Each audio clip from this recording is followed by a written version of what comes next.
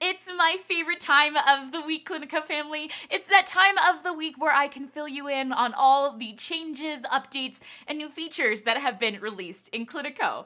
I'm Rachel from the Cliniko team, and let's jump right in. This past week, we've released a big change to our practice revenue report. This financial report can now have the revenue reported based on the invoice amount, or accrual accounting, or revenue based on payments received, cash basis accounting. Another big change is to our mass or marketing SMS messages. When sending a group SMS, you can now filter the recipients you send out to based on a specific date range of when they last had their appointment with you. But that's not it. We've also released a change to how your browser's autocomplete and autofill functions on certain pages, including the patient details page. Also, when rescheduling a series of repeat appointments, we've updated the alert function if there is a conflict with the rescheduled appointment. And finally, we've added some additional visuals and messaging when no results are found for certain items throughout Cliniko. I'm taking a closer look into all of these changes in this episode of Cliniko This Week.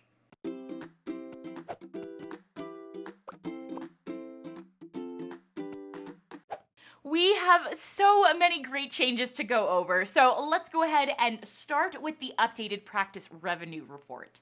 The next time you generate a practice revenue report, you'll now see a new option to display your revenue based on payments received or invoiced amount. Payments received, or cash basis, will display your revenue based on the sum of all payments that were allocated to invoices during this period. Revenue based on invoiced amount was the default previously, so we hope this added option of cash basis accounting helps, especially if your business runs on cash basis accounting instead of accrual accounting. Now, let's move on to the new date range options for group SMS messages. The next time you send a marketing or mass SMS to your patients, you'll see a new filter. Specifically, you'll see a date range option, which will allow you to change who the message is sent to based on when the patient last had an appointment with you. This date range replaces the previous filter, which was just a drop-down of predetermined options like 1 month, 6 months, 2 years, etc. So we hope with the date range option instead, it'll be even easier to send out group messages to people who last came in within a specific time frame. Up next, we have some changes related to how your browser's autocomplete and autofill functions within Cliniko. What I mean by this is the suggestions your browser would sometimes make when entering information like patient name, email, phone number, address, etc. Autocomplete is where you'll start to type something and, again, suggested options would pop up. I start typing in RA, and my browser will suggest information you've entered previously. So it'll offer Rachel, Raymond, Ray, etc. Autofill, however, will not only suggest options based on the field you're entering, but save that contact information within your browser's settings. The next time you edit or fill out a form, if autofill is enabled, entire forms would be filled out using those details. This would sometimes cause entire patient details to be replaced if you had autofill enabled. So our developers disabled browsers from using autocomplete and autofill for certain fields on the patient details page. If you use Google Chrome, though, they do not allow autofill for addresses to be overridden or disabled from behind the scenes at this time. So we recommend disabling autofill for addresses within Chrome to ensure that it prevents any accidental replacements.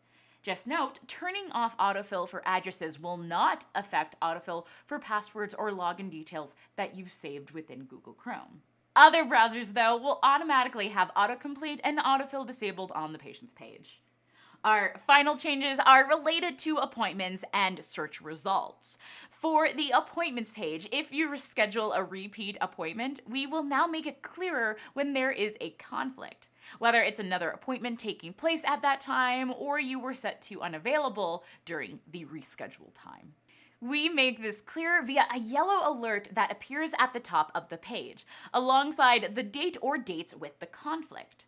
If you click on the dates mentioned in the yellow bar, you'll be able to see where exactly the conflicting appointments are located in case you need to make any changes. Finally, when searching or viewing certain pages and items, you'll now see a new no results illustration alongside updated text depending on what you were searching for. Well, that's it for this week's changes. I'll be back next week as there will be more releases, updates, and new features in Cliniko. Until then, Cliniko family, have a good one. Bye.